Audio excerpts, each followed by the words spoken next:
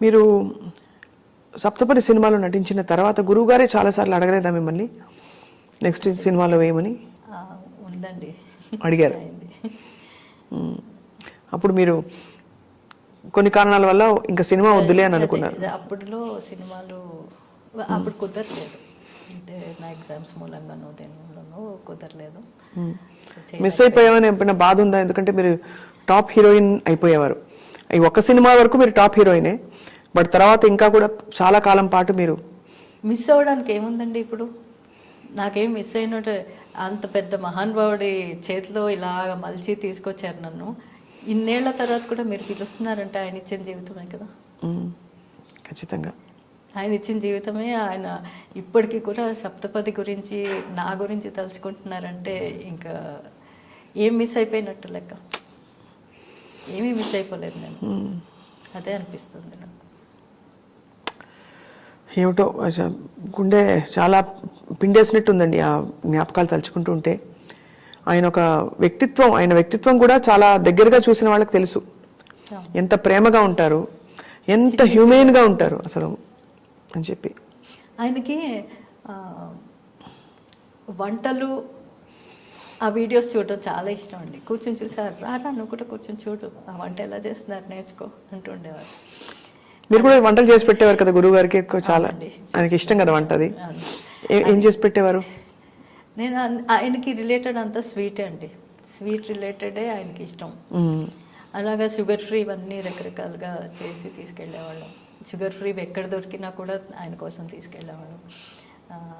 ఆయనకి కొంచెం అంటారు బయటకు అంటారు, మామిడిపండు రసం చాలా ఇష్టం ఉండేది ఆయనకి.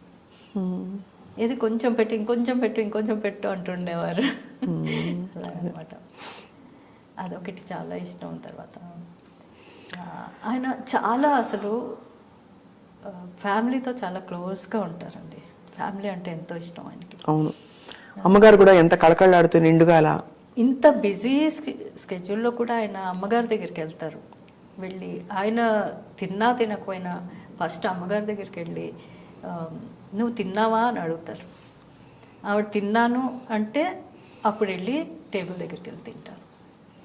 And one more thing I like, అసలు వాళ్ళ మధ్య ఉండే అనుబంధం అది చూసి ఇంకా ముచ్చటగా చూడాలనిపించేది, అందుకే వెళ్ళేదాన్ని నేను. అదే అనిపిస్తుంది. ఇప్పుడు అమ్మగారు మరి ఎలా, అమ్మగారికి ఎవరు మాట్లాడతారు, ఎవరు పలకరిస్తారు? పిల్లలు ఉండడం వేరండి, ఆయన ఉండడం వేరు కదా.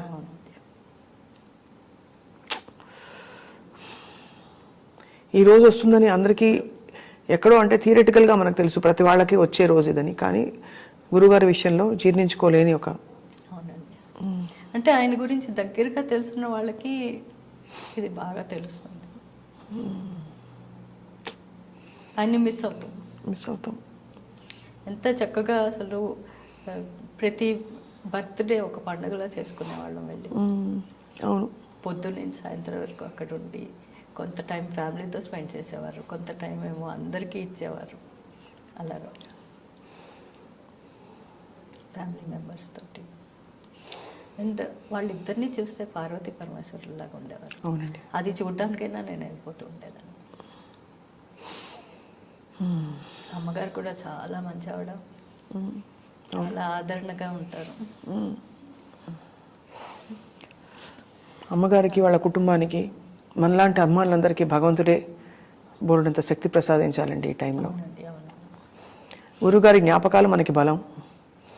మనకి ఉన్నారండి, ఆయన సినిమాల ద్వారా ఉన్నారు, మనం చూస్తూ ఉండాలంటే. నేను నా జ్ఞాపకాలు ఎన్నో దాచుకున్నాను ఆయనవి.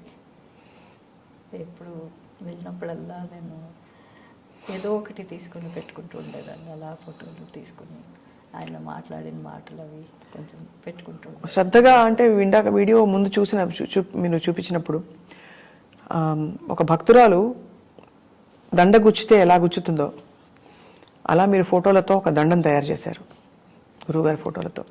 ఎంత భక్తి, ఎంత ప్రేమ అందులో ఉందో మీ వైపు నుంచి ఆయన పట్ల క్లియర్గా కనిపిస్తుంది సవిత గారు. అండ్ అది గురుగారికి ఈ వీడియో చాలా నచ్చిందండి, చాలాసార్లు చూసుకున్నారు.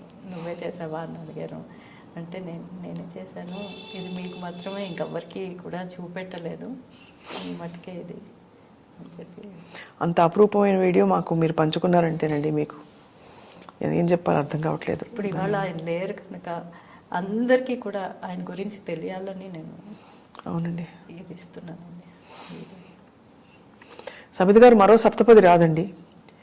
మరో గిరీష్, మరో సబిత గారు, మరో ఇతర నటీనటులందరూ, అలాగే అటువంటి ఒక సన్నివేశం, ఒక అందమైన పాట, అండ్ అందరికీ గుర్తుండిపోయిన త్యాగరాజ కీర్తన అందులో సైలెంట్గా మరుగేలరా ఓ రాఘవా. ఏమనుకోకపోతే ఒక్కసారి ఆ ఎక్స్ప్రెషన్స్ గుర్తు చేసుకుంటారా? నేను పాడతాను గురుగారి కోసం.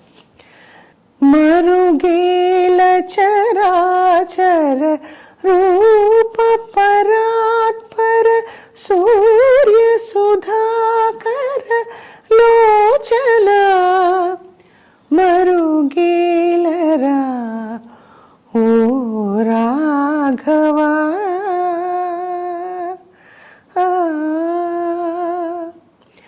అన్ని నీవు అనుచు అంతరంగమున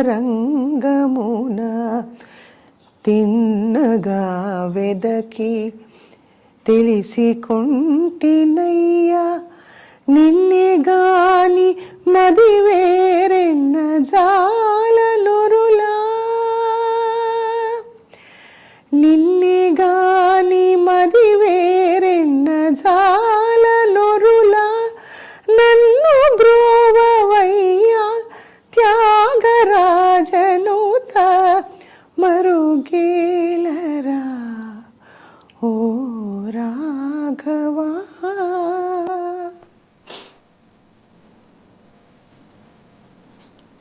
గురుగారు గుర్తొచ్చా?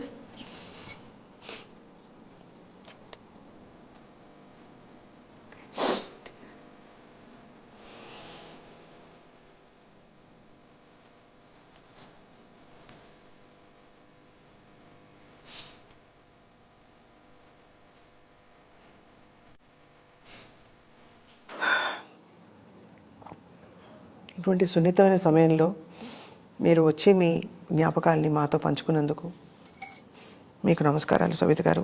ఇలా రావడం నాకు చాలా బాధగా ఉంది. అది రావాల్సి మనం వచ్చింది. ఎప్పుడో అనుకున్న ఇంటర్వ్యూ ఇలా ఈ సంతోషంగా చేసుకోవాలి. కానీ ఒక గొప్ప కళాఖండాన్ని ఒక సమాజానికి ఇప్పటికి కూడా అది చాలా రెలవెంట్ ఫిలిం సప్తపది.